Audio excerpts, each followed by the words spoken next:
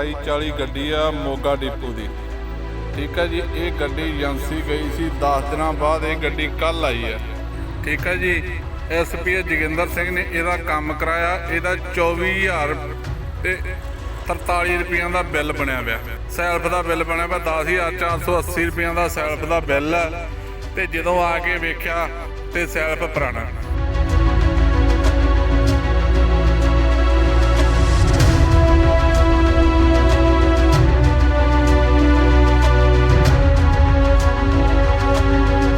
ये बस ठीक होने लिए 10 दिन पहला तकरीबन सानेवाल लुधियाना के गड्डी भेजी गई थी।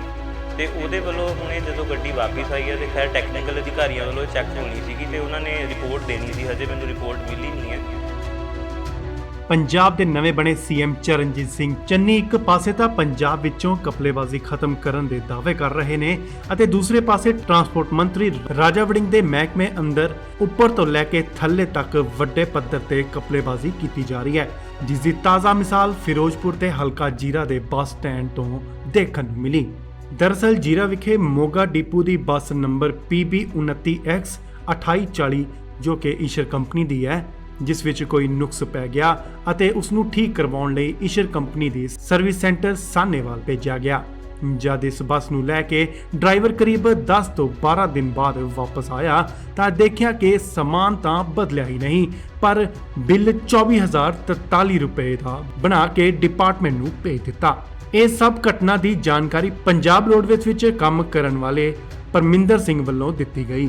ਇਸ ਸੰਬੰਧੀ ਜਦੋਂ GM ਰਿਸ਼ੀ ਕੁਮਾਰ ਨਾਲ ਗੱਲਬਾਤ ਕੀਤੀ ਗਈ ਤਾਂ ਉਹਨਾਂ ਦੱਸਿਆ ਹੈ ਕਿ ਇਸ ਮਾਮਲੇ ਦੀ ਜਾਣਕਾਰੀ ਉਹਨਾਂ ਨੂੰ ਵੀ ਬਾਹਰੋਂ ਮਿਲੀ ਹੈ, ਜਦਕਿ ਮੁਲਾਜ਼ਮਾਂ ਵੱਲੋਂ ਇਸ ਦੀ ਜਾਣਕਾਰੀ ਮੈਨੂੰ ਪਹਿਲ ਦੇ ਆਧਾਰ ਤੇ ਦੇਣੀ ਚਾਹੀਦੀ ਸੀ, ਪਰ ਫਿਰ ਵੀ ਉਹ ਇਸ ਘਟਨਾ ਦੀ ਸਾਰੀ ਛਾਣਬੀਨ ਕਰਕੇ ਦੇਖਣਗੇ ਕਿ ਇਸ ਵਿੱਚ ਗਲਤ ਕੌਣ ਲੋਕ ਨੇ। ਉਹਨਾਂ ਕਿਹਾ ਕਿ ਅਗਰ ਕੋਈ ਸਾਡੀ ਵਰਕਸ਼ਾਪ ਦਾ ਮੁਲਾਜ਼ਮ ਦੋਸ਼ੀ ਪਾਇਆ ਗਿਆ ਤਾਂ ਉਸ ਖਿਲਾਫ FIR ਦਰਜ ਕਰਵਾਈ ਜਾਏਗੀ ਤੇ ਈਸ਼ਰ ਕੰਪਨੀ ਦੀ ਵਰਕਸ਼ਾਪ ਨੂੰ ਵੀ ਬਲੈਕਲਿਸਟ ਕੀਤਾ ਜਾਵੇਗਾ। ਬਲੈਕਲਿਸਟ ਕਰਕੇ ਇਸ ਉੱਪਰ ਬਣਦੀ ਕਾਰਵਾਈ ਕੀਤੀ ਜਾਏਗੀ। ਵੀਰ ਜੀ 2840 ਗੱਡੀ ਆ ਮੋਗਾ ਡਿਪੂ ਦੀ। ਠੀਕ ਹੈ ਜੀ, ਇਹ ਗੱਡੀ ਏਜੰਸੀ ਗਈ ਸੀ 10 ਦਿਨਾਂ ਬਾਅਦ, ਇਹ ਗੱਡੀ ਕੱਲ ਆਈ ਹੈ। ਕੱਲ ਇਹ ਗੱਡੀ ਆਈ ਆ ਮੋਗਾ ਡਿਪੂ ਦੀ ਗੱਡੀ ਆ PB 29X 2840। ਠੀਕ ਹੈ ਜੀ, SP ਜੋਗਿੰਦਰ ਸਿੰਘ ਨੇ ਇਹਦਾ ਕੰਮ ਕਰਾਇਆ, ਇਹਦਾ 24,043 रुपये का बिल बनया पाया, जिहदे विच 11,000 सैल्फ का बिल बनया पाया, 10,480 रुपये का सैल्फ का बिल है। तो जो आके वेख्या तो सैल्फ पुराना। 10 दिन गड्डी खड़ी रही है, ये मिली भुगतना कोई कख भी नहीं। OR सानू नाल भेजता, जे असीं हुण गल करीए भी साहब जी सैल्फ का पुराना ला के भेजता तो बिल नवें दा, तो सानू कहता भी गड्डी खड़ी रहन दो, आपे कल नूं आके इत्थे ला के जाणगे, इत्थे गड्डी खड़ी रहन दो, कल नूं आके ला के जाणगे, आपां नहीं जाणागा। तो हालांकि 10 दिनों बाद गड्डी कल आई है। ਇਹ ਕੀ ਮਾਮਲਾ ਸਰ? मेरा नाम पलविंदर सिंह जी, मैं मोगा डिपू ਦੇ ਵਿੱਚ ਕੰਮ ਕਰਦਾ ਜੀ। ਜਿਹੜੀ PB 29X 2840 ਗੱਡੀ ਹੈ ਜੀ, ਇਹ ਬਣਾਵਾ ਵਾਇਆ ਚੱਲਦੀ ਜੀ।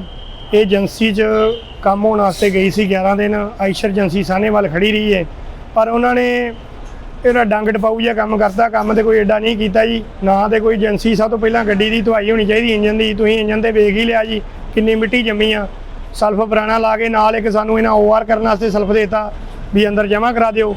ਜੇ ਏਜੰਸੀ ਗੱਲ ਕੀਤੀ ਉਹ ਕਹਿੰਦੇ ਵੀ ਸਾਡਾ ਸਲਫ ਅੰਮ੍ਰਿਤਸਰ ਆਉਣਾ ਹੀ ਅਸੀਂ ਪੁਰਾਣਾ ਲਾਤਾ।